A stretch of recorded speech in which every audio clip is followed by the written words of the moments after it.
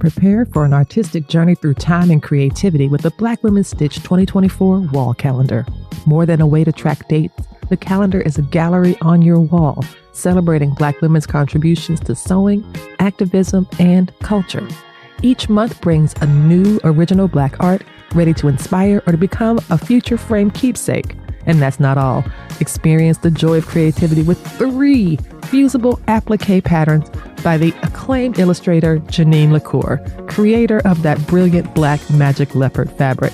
The calendar is a year-long celebration of community, creativity, and expertise. Order your Black Women Stitch 2024 wall calendar today and get your stitch together with a year of artistic inspiration.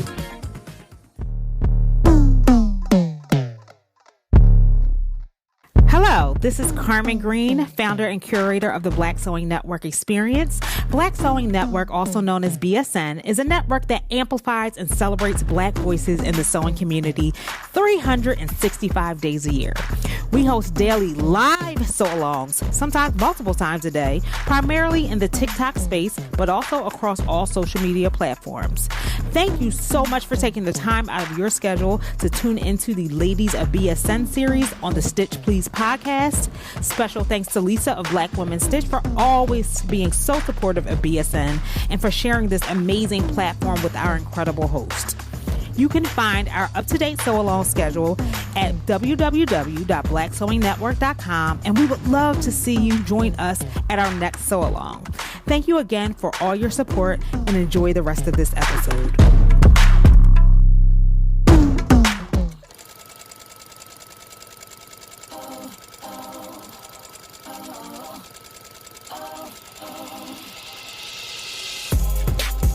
Hello, Stitchers. Welcome to Stitch Please, the official podcast of Black Women Stitch, the sewing group where Black Lives Matter.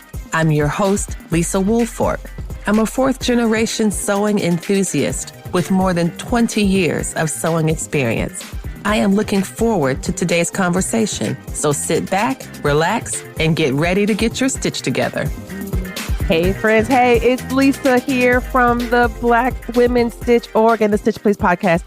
And as I say every week, this is a very special episode because this episode I am talking with the creative genius and immense talent behind African Zesty Couture. Yes, that is right. Grace Christopher is here with us today. You have seen her on Etsy with her thriving, well-rated African Zesty Couture business there. She has her own website and a brick and mortar store in Texas. You've seen her around, and she's especially active on TikTok. She has monthly sew-alongs. She will help you get your stitch together, especially when it comes to working with African fabrics. Grace, welcome to the program. Thanks for being here with us today. Thank you for having me. It's such an honor. So I appreciate you inviting me. Talk a little bit about the beginning. I would love to hear, and I often ask people this, your sewing story. So it's kind of an interesting story. I'm still in shock sometimes, but I didn't begin a career in sewing like too far from it. I went to school studying law. I practiced law for over 5 years. Did the whole law school thing and everything. But before that time, my mom has always been someone with a creative side. Like she always did a whole lot of things. And sewing was one of the things I happened to see growing up. She had this old vintage machine. I even did a video about it on my TikTok page. The old ones where you have to, that has a cord, you have to step on like the pedal. It's a treadle machine. You move your foot up and down like this, right? To get it to go. She still has that currently. Wow, that's wonderful. So, and out of all her children, it was just myself and the eldest that were able to figure out how to move that treadle. So I just saw her. It was a balancing act, I will tell you that much. So I started sewing when I was about 13 or 15, going to school, but I was just watching her and I decided to try a few things. And then I started making my own clothes that I would only wear at home because I wasn't skilled enough to do anything else. So I just went own, but it was just something nice to have. So I kind of took that from her. But when I went into college, began to study law, I had no time for anything else. So I kind of abandoned all of that idea. And then, of course, finished school, got a job, became active and working and everything. However, when I moved to the US, I had a 1-year-old son already, and I kind of put my life on a hold, completely halt like a screech. Wow. All of a sudden, moving locations and then having a new baby, I needed time to understand what I wanted to do next with my life. At that point, my entire priority was on my son. And I would spend all day with him because there was nowhere else to go. And this was a new country. I had not gotten my feet on the ground or anything. So I was looking for something to keep me busy. Yes. Looking for something to keep my mind active, to make me, excited, because my whole day was just about nursing, cleaning up poop and all of that. I needed something to excite me. And yeah, exactly. And it's funny when you say, I needed something to keep me busy. And I'm like, well, there's nothing that will keep you busier than a 1-year-old. But when you said you wanted to keep your mind active, if it's just all that you are doing and you feel like, I don't have any other form of stimulation. And also that postpartum, after birth, you can definitely start to feel low. Postpartum depression is real. It is a real thing that happens. Right. And, the fact that you could identify and say, hey, I want something more, and that is okay. And of course you do, because you are a whole person who had a full life before you had a baby. You have a lot of transition. Right. You're leaving your country. You're coming to a new country with a new baby, and everything is new, and you are probably sleep deprived. Definitely. That was just it. And having the background of seeing my mom sew and how it made me happy when I was able to make my own clothes, even though I only wore them at home, I just kind of gravitated to doing that. So we just got a domestic brother sewing machine. And it was even easier because this time I didn't have to walk on the treadle, right? I was able to just plug it in and it got going. And that was how I started. Of course, I couldn't remember anything I used to do when I was 13. So I went to watch videos on YouTube, step by step, how to do this, how to make this. It's so exciting that you were able to grow up with a lot of sewing, and then only you and your eldest sibling could figure out how to make the treadle work at all, because it's not as easy as it looks. Yeah. And it's very physical, like your body is moving, it's definitely moving when you're operating the treadle. But now you come to the US, you're like, you know what? I'm going to get a very simple machine, but the fact that it has electricity will make it more complicated than I had before. I love how that's been able to make your sewing maybe a little bit easier. I love how you describe your early sewing projects as, this is house clothes. These are things that I wear at home. My skills are not yet ready for the world. But when they became ready, do you remember some of the first things that you made that you were pretty proud of? So the first thing I made was a shirt for my son. Oh, that's sweet. The whole idea was to kind of wear matching clothes with him, because it was not about trying to sew. It was also combined with me being a little homesick. Yes. So I missed my family. I missed what I typically see all the time, African prints everywhere. I missed that experience of being home. And I was like, let me find something to hold on to. Maybe if I start a tradition of making my children wear what I used to wear, maybe we can have that. So I actually wanted to make something for him, and I made that for him first, and then I made myself, I think, a dress or so, a very easy dress we could wear together. And that was the first project. Now, it wasn't perfect, but we went out and we rocked it.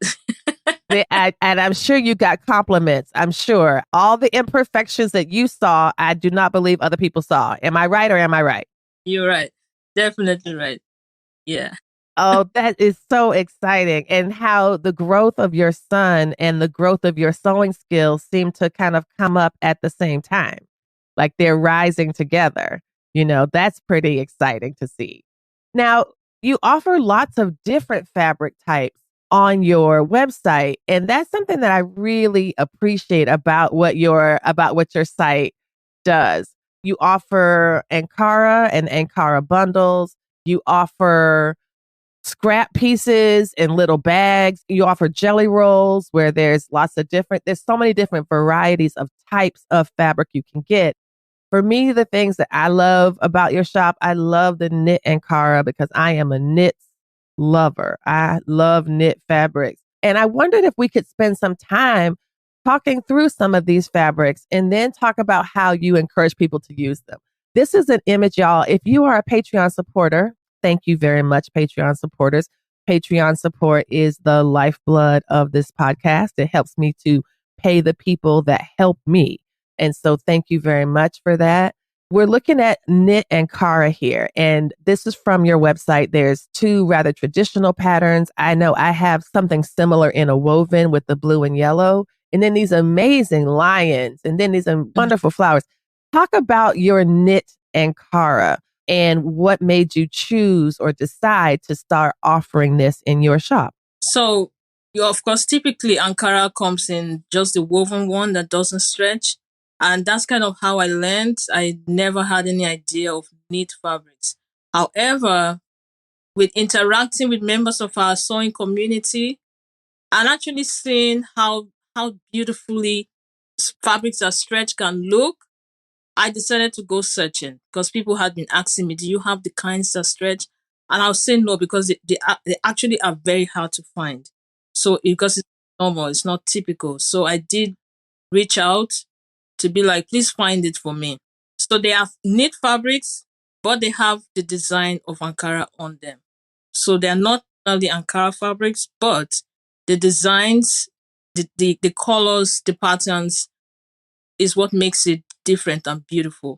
So like you said, the blue and the red are normal, typical designs you will see in the woven one. And also the lion one. That lion one has a special place in my heart because it's a very special fabric. It does have a woven edition, and the original one is actually wool. What?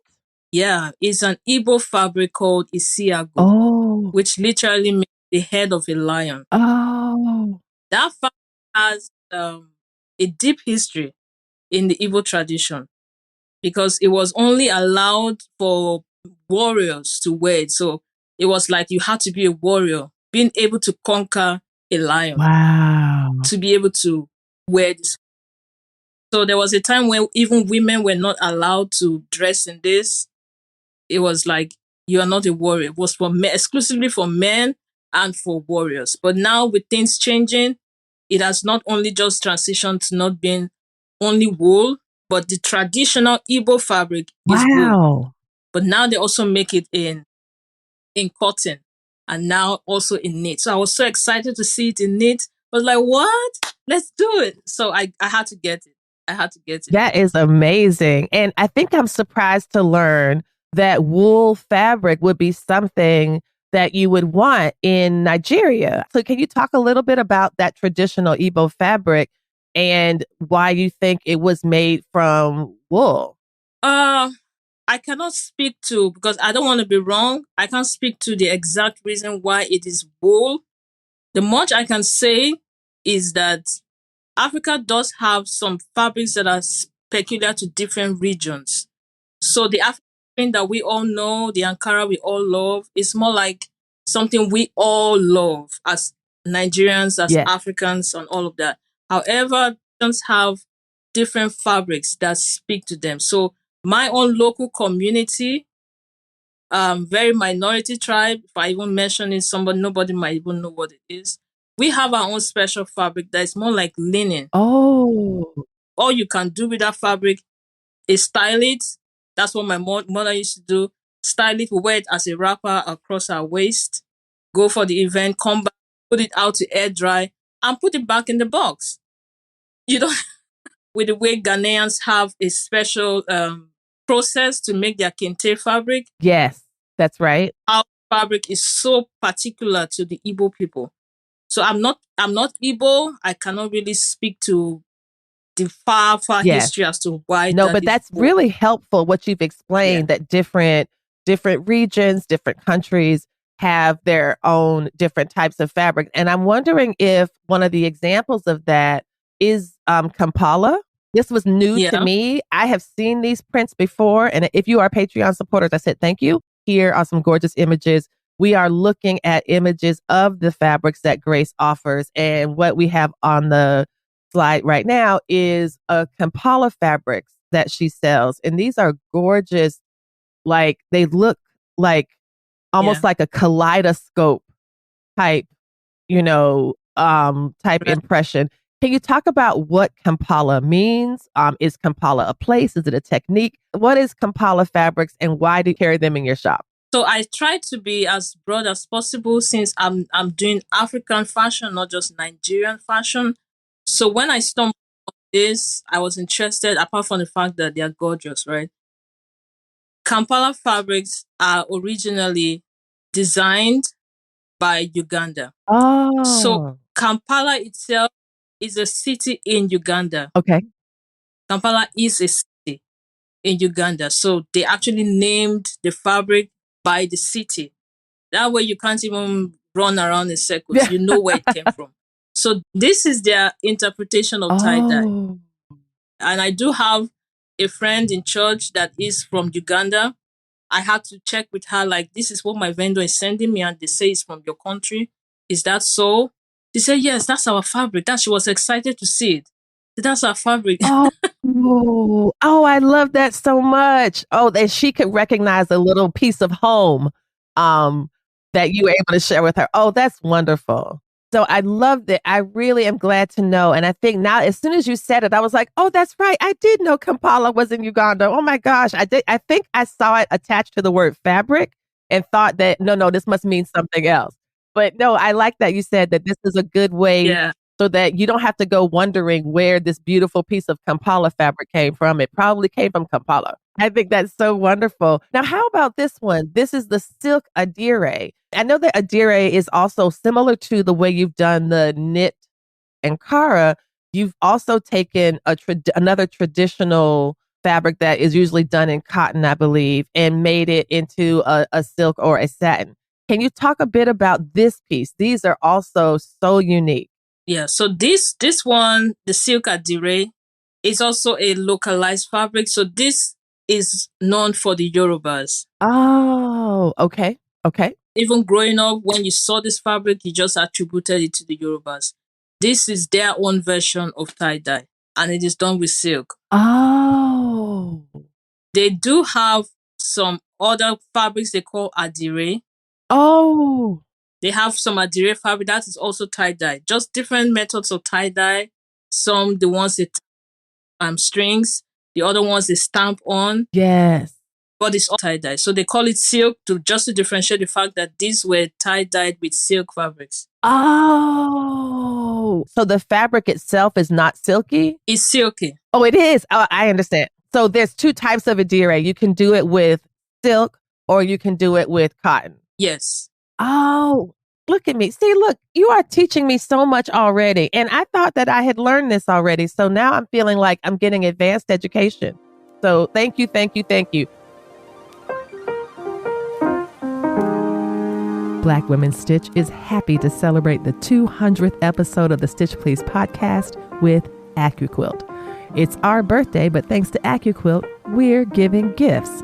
All September, we counted down to 200 episodes in October. Every week, we gave away one AccuQuilt Go Me fabric starter set and culminated with the grand prize giveaway of the Go Big electric fabric cutter starter set. If you are new to AccuQuilt and are thinking about investing in their system, the Ready, Set, Go bundle is your best value.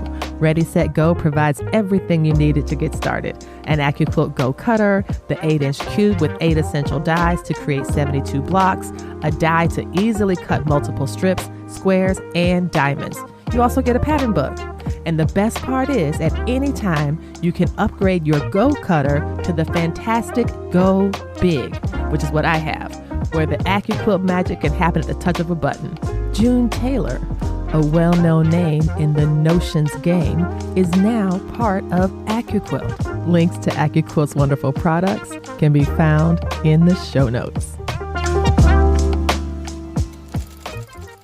Now, we've gone through all these different types of fabric, the silk Adire, the knit Ankara, the Kampala, and now it's almost, as I said before, with the education, what do you encourage people to make with these things? I think it is one thing to sell fabric. It is another thing for you to use your fabric to create fashion that is, according to your interpretation, reflective of the Black diaspora, which will not just be Nigerian, but as you mentioned, that you wanted it to be a bit broader, to think about all of the countries on the continent. What's your first step when you are designing a piece? Do you think about a particular region? Do you start with a sketch? Do you start with a fabric? How do you start to build what would become these really beautiful pieces that you created? So my method does differ because I do have some moments like we all do. So sometimes I start out by just loving one fabric. Like I can't let this fabric go. I have to use it, Yes. right? And then decide I want to use that fabric. Then I look at the patterns and the design and then decide on what I want to do with it. So this duster you see here, I loved the fabric. And then with the way the design is placed, I was like, I have to showcase the lines. So I need to do a duster where they get to express themselves without me doing so much. So sometimes I just want the fabrics to speak for themselves. And that's kind of what I did with that. But also sometimes I have a style in mind and then I have to go look for a fabric that will match with what I'm trying to do. So that's kind of what happened with the other dress. I just wanted to do a solid and Ankara. I wanted a little mixture.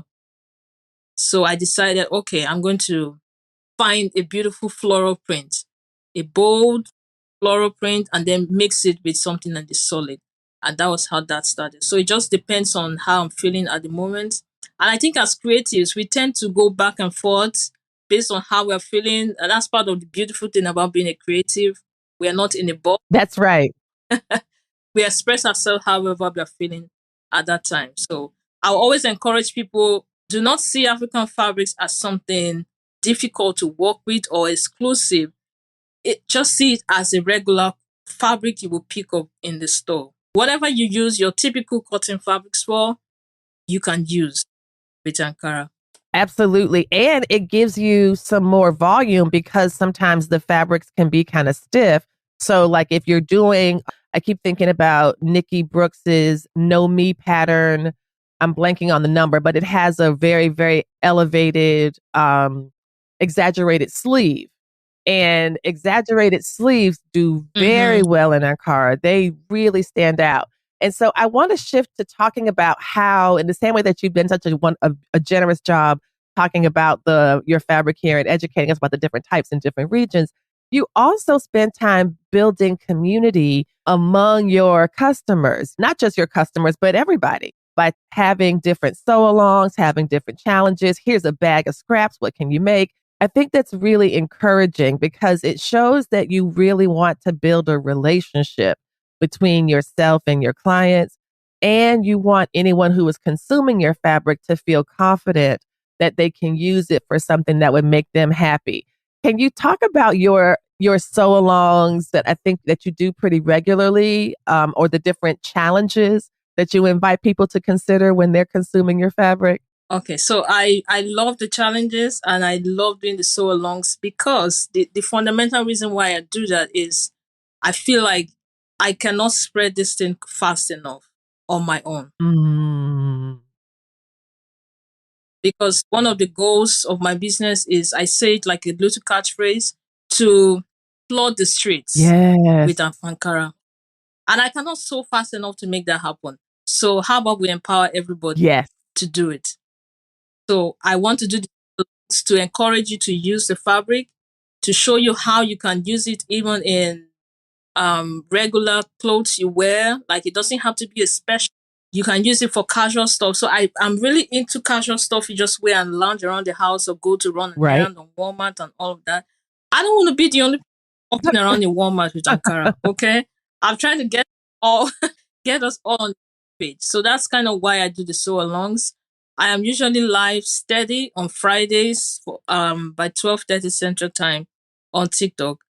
That's Oh, my good. regular time. I'm always Good. live. Apart from that, I show live from time to time when I have some space. I show up live, but for sure, regularly, it's every Friday, 12. Oh, that's good to know.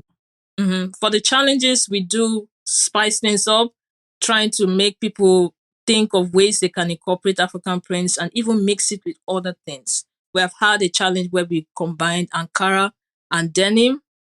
We have had where we did a patchwork kind of stuff, like just use at least 4 different African prints in one Wow. project.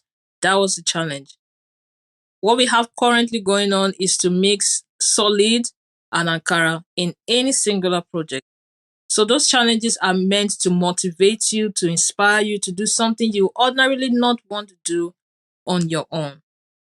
And that's what I really love about the challenge. And so far, we've seen some amazing things. I am so glad because I love how your challenge is really more like an invitation for people to investigate their own creativity, you know? And so I think that is so beautiful. That's really wonderful, Grace. Another thing I was thinking of was that, you know, as your family has grown, you came here with a baby, essentially, a very young child.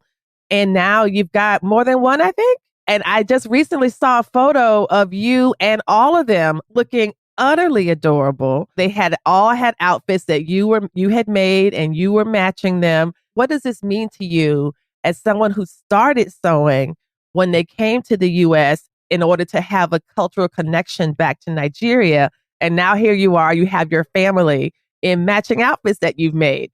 Tell me a bit about that. Is that like a 360 moment kind of coming back to where you started a bit as a child? Absolutely. It's still a dream to imagine that I'm able to do that now, because that was the vision originally, to have something to pass on to my children, to match with them, to make them even love and excited about the fabric. And now they actually look forward to me making something for them. That's the best. And when I send these pictures to my mom, she's so excited to see it. She's like, she never believed I would do what she used to do. She never believed it because she just felt I would always be a lawyer. So it makes her so glad to see even her grandkids look the way we now look and create this beautiful culture that we are able to, pass on and they actually love to wear. It's just been a blessing. It sounds like it and it looks like it. That's what I see when I look at your images and see their beautiful smiling faces and your beautiful smiling face. It really is. I can definitely understand why your mother would be very proud. Now, let me ask you as we head to wrap up our final question that we ask everyone. The slogan of the Stitch Please podcast is that we will help you get your stitch together.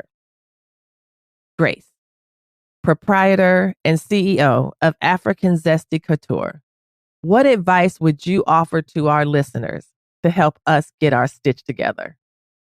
I would say allow yourself to be creative, change your perspective. If you feel like you are in a rut, just express yourself. It took a moment even for me to accept being a small business owner and a fashion designer. It took a minute for me to accept that new reality. But I think some of the times we stumble into great things when we don't even plan on them. So even in our journey, do something new, try something different, get inspired, and just like we have only one life to live. So I kind of want to express myself. So typically I am a quiet introvert, but I don't dress because I want to be something else. So express yourself however way you can, and then get the resources that you need to do that. Day by day, keep trying what you can try, do what you can do, take it one day at a time, be kind to yourself. I need to say that for myself too, and just embrace the journey and learn as you go. And I think you'll get your stitch together that way. And definitely color your life, color your life with these beautiful prints. They will inspire absolutely you. will. They absolutely will. I was looking through the website and I was like, Lisa, you are here to do research, not to shop, but I will be coming back to shop, certainly, because you have some new Knit Ankaras that I hadn't seen before. So I will definitely, you will be hearing from me at some point soon. Grace, thank you so much again for being with us. Thank you so much. Tell us how we can find you. Where can we find you on the socials? And if folks wanted to sew along with you, you said that you're there Fridays at 12:30 Central Time. So that's Friday, 12:30 Central Time for sure. But if you follow me, you'll be able to know when I come on live because I pop in and out and then I just do things at the spur of the moment. And those are actually the best. Yes. Those are the best products. So my website is www.zestycouture.com. www.zestycouture.com. And on my website, if you go all the way to the bottom of the screen, you'll be able to find the other ways you can connect with me. So I'm on TikTok, I'm on Instagram, I'm on Facebook, or you just do a search and put in African Zesty Couture and I should pop up. I hope you do pop up. I should pop up, right? There's a link tree that actually does spell out every way you could connect with me through all of these social media platforms. So I'm looking forward to connecting with everyone and, keep going on this journey together. Thank you, Grace. Thank you so much for being with us today. This has been really wonderful. Thank you. Thank you. I appreciate you so much for inviting me. You've been listening to Stitch Please, the official podcast of Black Women Stitch, the sewing group where Black Lives Matter. We appreciate you joining us this week and every week for stories that center Black women, girls, and femmes in sewing. We invite you to join the Black Women Stitch Patreon community with giving levels beginning at $5 a month. Your contributions help us bring the Stitch Please podcast to you every week. Thank you for listening. Thank you for your support. And come back next week and we'll help you get your stitch together.